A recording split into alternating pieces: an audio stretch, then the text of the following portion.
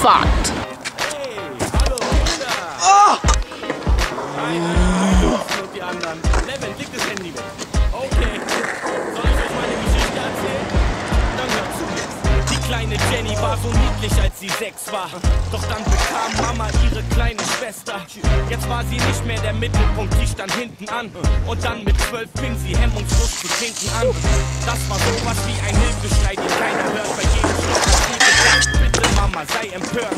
Doch Mama war nicht keiner hat aufgepasst. Papa hat lieber mit Kollegen einen drauf gemacht. Jenny war draußen mit der Clique, hier war sie beliebt. Hier wird man verstanden, wenn man auch zu Hause Krise schiebt. Sie gehen mit 13 auf Partys ab 18, schminken wie eine Nutte und dann rein in das Nachtleben. Ecstasy, Kokain, ficken auf dem Weiberklo, Flatrates auf dem 56 Kilo Shot, einfach so. Wie viel mehr kann dieses Mädchen vertragen? Und ich sag, Kinder, kommt, wir müssen den Eltern was sagen. Und das geht, hey!